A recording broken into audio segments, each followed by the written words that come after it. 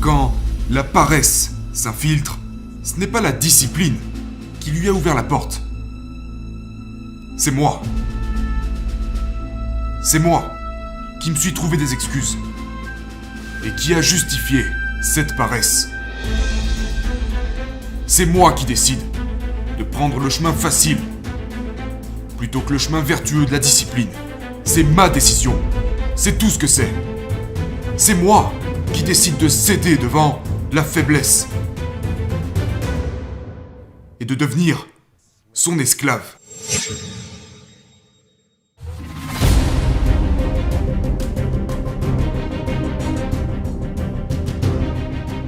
Qu'est-ce que tu fais les jours où tu ne le sens pas? Ces jours où je suis fatigué, ou usé, ou juste fondamentalement fatigué de charbonner. Qu'est-ce que je fais ces jours-là? Je le fais quand même. Je m'en occupe, même si c'est juste pour passer à travers les gestes. Je passe à travers les gestes. Je n'ai pas vraiment envie de m'entraîner. Je m'entraîne. Je n'ai vraiment pas envie de bosser sur ce projet. Je bosse sur ce projet. Pas vraiment envie de me lever et de sortir du lit. Ouais, je me lève et je sors du lit. Maintenant, ce sont peut-être des signaux qui disent que tu as besoin d'une pause. Et ces signaux ont peut-être raison. Ils pourraient être corrects, mais ne prends pas congé aujourd'hui. Pas aujourd'hui, attends jusqu'à demain. Ne cède pas à la gratification immédiate qui chuchote à ton oreille. Éteins ça. N'écoute surtout pas cette petite voix. Au lieu de ça, passe à travers les gestes. Soulève les poids, sprint sur la colline, travaille sur le projet et surtout, sors du lit. Maintenant, comme règle générale, je n'aime pas la procrastination. Tu dois faire ce qu'il y a à faire.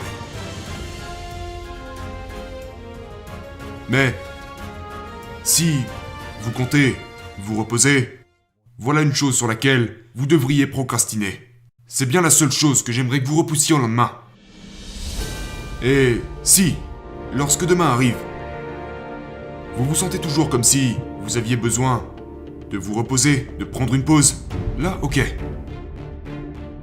Prenez-la. Mais il y a bien des chances que vous ne le fassiez pas. Vous n'aurez pas besoin de cette pause. Il y a bien des chances que vous réalisiez que ce désir de se reposer était juste de la faiblesse. C'était juste le désir de prendre le chemin avec le moins de résistance, la descente de la colline, le chemin facile. Mais en passant simplement à travers les gestes, vous aurez surmonté ce chemin. Vous êtes resté sur le droit chemin, le chemin de la discipline. Vous êtes resté sur le chemin de guerre, qui est exactement où vous savez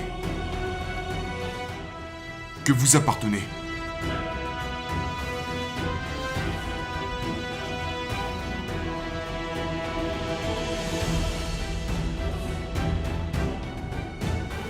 Est-ce que la discipline peut vous laisser tomber? Non. En fait, ce n'est pas la discipline qui me laisse tomber. C'est moi qui le fais. Ces jours où je la mets de côté pour me rendre sur le terrain glissant de la faiblesse. Ce n'est pas la faute de la discipline, c'est ma faute. Je suis celui qui est faible. Je suis celui qui n'a pas fait ce qu'il fallait. Je suis celui qui décide de prendre la gratification à court terme plutôt que la domination à long terme. Quand la paresse s'infiltre, ce n'est pas la discipline qui lui a ouvert la porte. C'est moi. C'est moi qui me suis trouvé des excuses et qui a justifié cette paresse. C'est moi qui décide de prendre le chemin facile plutôt que le chemin vertueux de la discipline. C'est ma décision. C'est tout ce que c'est. C'est moi qui décide de céder devant la faiblesse et de devenir son esclave.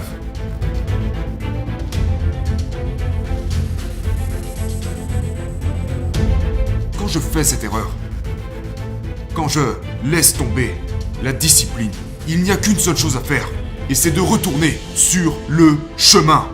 Retourne-y et mets le paquet. Va plus loin, pousse plus fort et paye pour ta désobéissance.